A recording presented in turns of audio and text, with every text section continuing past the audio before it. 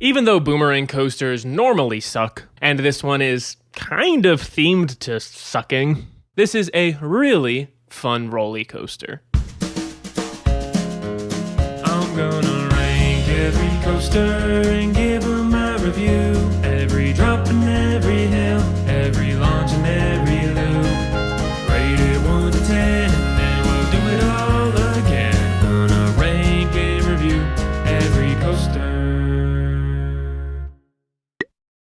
If you are a relatively well-traveled theme park enjoyer, there is a very good chance that you have found yourself, at some point or another, on a Vekoma Boomerang. They are one of the most populous roller coaster models out there, but in my humble opinion, one of the absolute worst. At least in their original form, operating with old trains. The old Vekoma or aerodynamic built trains feature hard and bulky over-the-shoulder restraints that make hitting your head nearly unavoidable. Not fun. In 1991, Sidewinder would open at Hersheypark, operating for 20 years with these terrible trains. Sidewinder would receive new and improved trains featuring vest restraints that eliminated any head hitting, and the coaster would eventually get a complete makeover and retheme in 2022, reopening as Jolly Rancher Remix. Now, I have only ridden this coaster in its current state, Pennsylvania.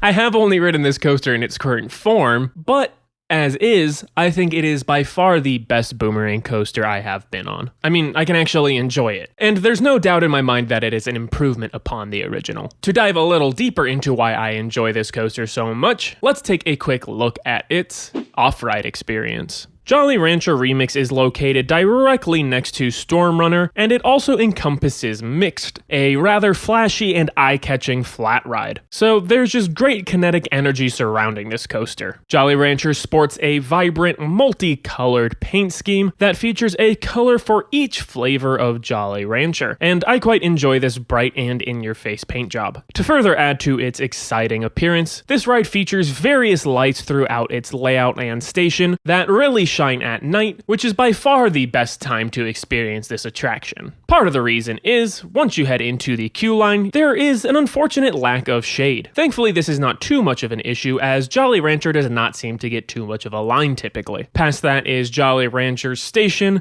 which is actually one of my favorite things about the ride. Hanging above the loading area are lamps in the shape of Jolly Ranchers, and these change to a different color, or flavor, every ride cycle. Once one ride cycle concludes, the PA plays some DJ sound effects, and the abundant lighting in the station flashes different colors before settling on a flavor and song for the next ride.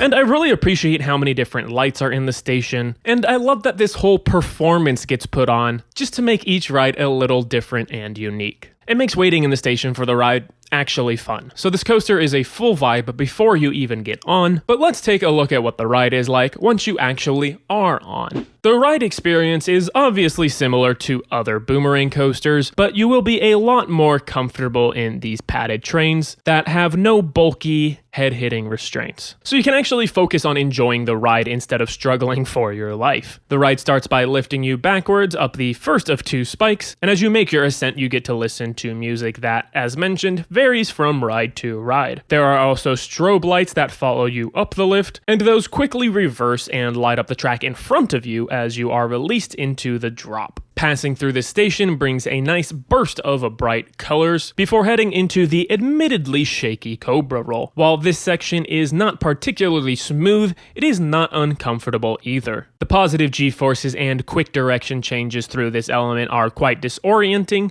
and I like that. The tunnel that follows is probably the most unique thing about this specific boomerang, as in this section of most other boomerangs, you are not traveling through a tunnel, and I absolutely love it. It feels like it is way smaller than it should be, giving the illusion that you are going to hit your head. It also contributes to a heightened sense of speed, and of course you get more sensory overload with flashing lights and sound effects. And since the tunnel is relatively enclosed, you can actually appreciate these lights even if it is not dark outside. The following loop is super forceful and fun, pushing you quite heftily into your seat. That takes you into the second spike, where you should brace yourself for the jolt of the train coming to a stop. After spending a couple of seconds traveling traveling further up the spike, you are dropped backwards, and the rest of the ride repeats itself, this time in reverse. Once you come flying back into the station, you slow down relatively gracefully in a much smoother fashion than older boomerangs. Just one final point to add to Jolly Rancher being better than